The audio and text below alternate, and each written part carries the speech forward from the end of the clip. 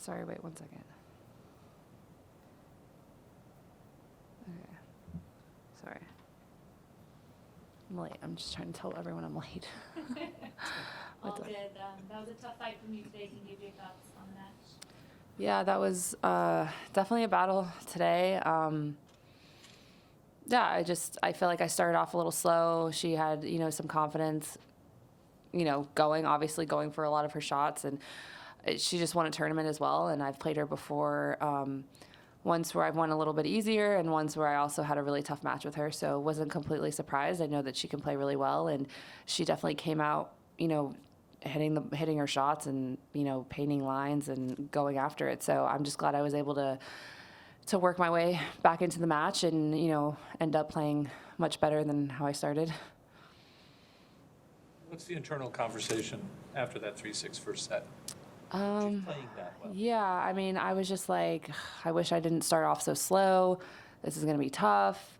I try to just focus on my service games and kind of just give myself chances on the return games. And you just try to keep it as positive as you can. Sometimes it's not always like that, but I just tried to stay calm and focus on what I was trying to do, and especially on my service games, because I felt like I could break her. I was going to get chances. I just wanted to focus on holding serve because she was returning well as well. So I felt like if I could just do that, then other opportunities would hopefully open up. Congrats on the win. Big picture question a little bit. You're relatively new to top 10, top 5, and just wanted to ask you a little bit about the adjustment. You've been able to manage it so well, still play so consistently well throughout. Has it been an adjustment for you? Has there been an issue maybe with inventing pressure here and there, or have you found it relatively easy just to be the same player and be on the same trajectory? Yeah, I think maybe at first I felt a little bit of pressure, but I don't know. At the same time, I feel the same, where I guess that's good that I've approached every match the same way. And yeah, of course, maybe people talk about you more, you become a favorite more.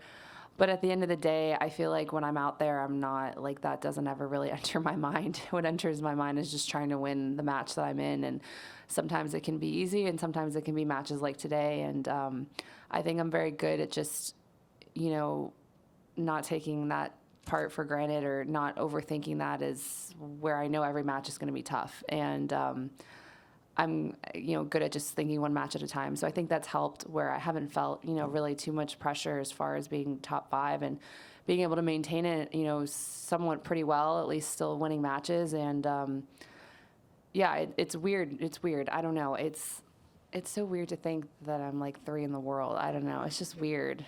It's just, I don't even like to say it. Like, it's just awkward. But I don't know. I guess that's a good thing. Congrats. Oh, thanks. Yeah, hi. Everyone knows that being a WTA touring pro year after year is one of the hardest professions you can really have. And then you've had these 2 incredibly impactful experiences with your mom and then Demir. You wrote so beautifully about it, and you spoke such a helpful piece, and you spoke about your gratitude.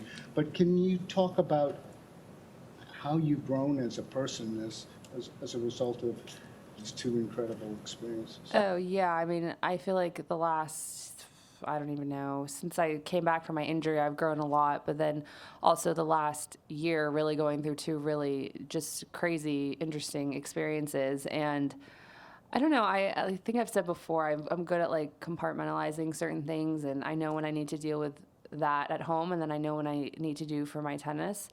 I think at the same time, it's just made me, it just makes you appreciate more. Like, your perception of everything kind of changes a little bit.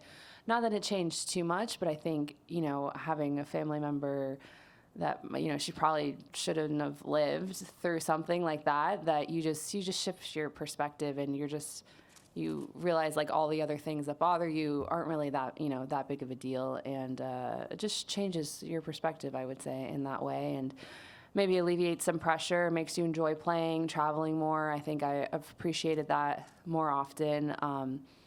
Also just because I think at first, like, being home was also very stressful. So in a way, even though I didn't want to be away, it was kind of nice being away, you know, to have like a little bit of a break and appreciate like, wow, I get to go to this amazing city and play in a Grand Slam or in a big event. I think I've also, appreciated that part a little bit more. And I think just learned how to balance things better as well. And I think becoming a top player has taught me that, but then also going through something like that has definitely taught me more about how to keep things balanced throughout my career and personal life. You've been to the quarters of 4 of the last 5 majors. Incredible consistency. You're a student of the game. What do you need to do specifically? What have you been thinking about to get to the next level? I would definitely say like to go further in a slam or just start winning more tournaments maybe. I've been trying to work on my serve, get some more miles per hour, which I think I actually have the last, at least this year. I've definitely been serving, I think, a little bit bigger. Getting some more free points on my serve always helps. Always working on my movement because I'm not, the most natural mover, not like a Coco or an Iga. So I think always doing that, and then just working on implementing little things in my game and still trying to play aggressive. I mean, today I don't think I played as aggressive as I wanted to, but also I didn't feel comfortable playing aggressive because the ball felt like it was flying on me. I felt like I didn't have my footing, and a lot of my footwork was a little off.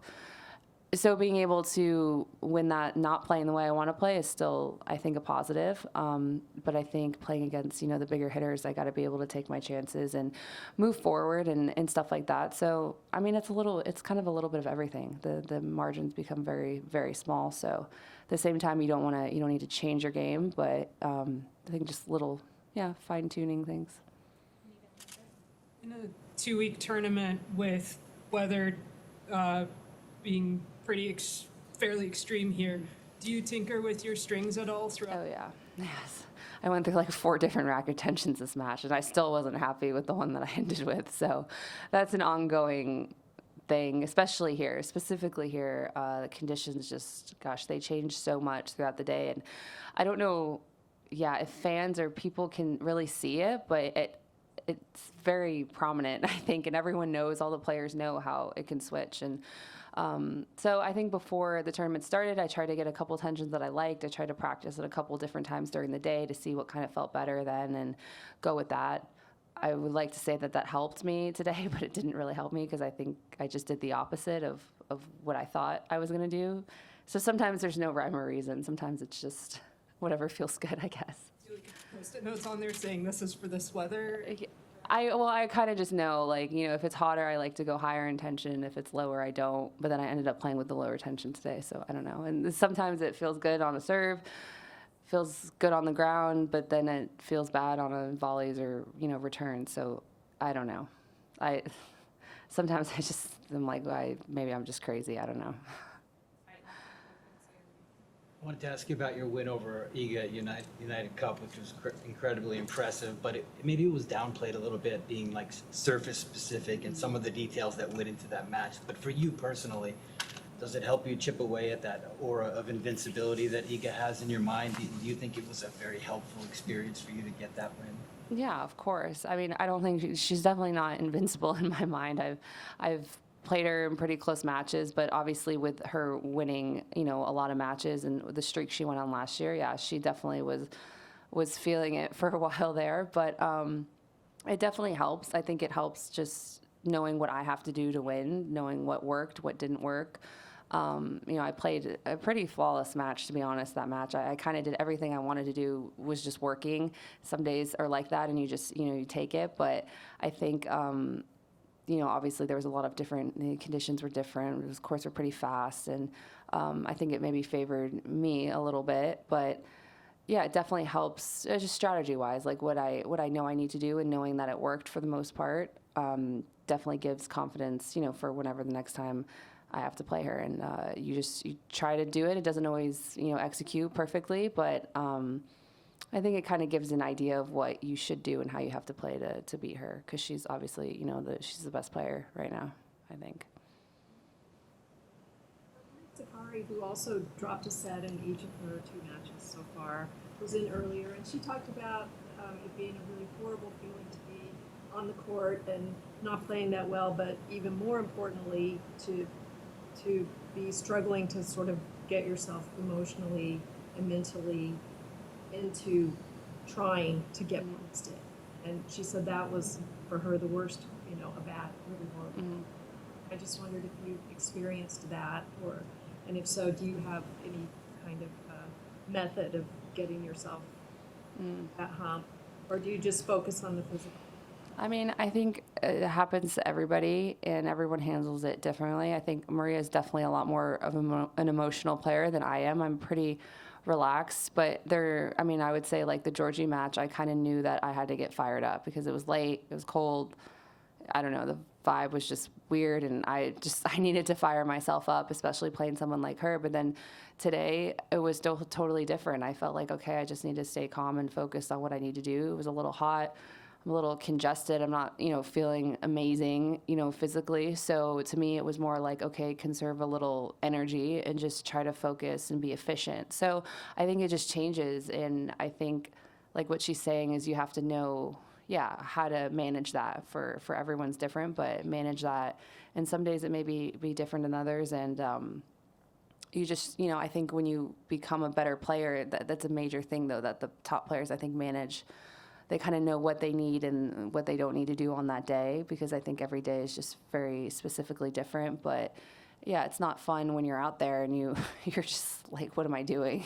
I definitely had a couple of those moments today, but you just try to be positive, and you try to work through it and think about, what's going to get me to win this next point or this game. And today I was more calm, but the other night I was definitely a lot more energy. So I guess it just depends. But I think if you know yourself, you know what you need, and you have to, I think, trust that, and that that it's going to work, whatever it is that you need on that day. Yeah, you have this great partnership with Coco, and she's still a teenager, but she's sort of pretty amazing with her poise and thoughtfulness. Could you just talk to us about her as a person and her intelligence? Yeah. I mean, I love Coco. She's great. I love her team and her family. We have spent a lot of time together on the road and make it entertaining, and she's fun to play with, and she's just so athletic and dynamic and has all these really just like star-like qualities for someone so young. And I think she's very mature for her age and very well-spoken, and I think she has like a really good head on her shoulders. Like it's definitely not life or death with her for tennis. I think she has a good balance of everything else with her family off the court. She likes to have fun with everything she does off the court, but I think she's definitely really close with her family, which I think keeps her very grounded, and with her siblings and stuff like that. And then, then she's kind of the star on the court. So it's cool to see how she's balanced it a lot at such a young age. And I would say probably credit to her parents for helping her with that. And she's just a fun personality, and she's got such a long career ahead of her. So just to see what she's done at such a young age is pretty crazy. But it's definitely fun, playing doubles with her. I think we're a little bit opposite, but that's kind of why we work as well, work well together. Our personalities, kind of mesh on court, and she says I help keep her calm. So as long as I guess that's good. So maybe, as long as that helps her, then, everything's good. Thanks. Thank you.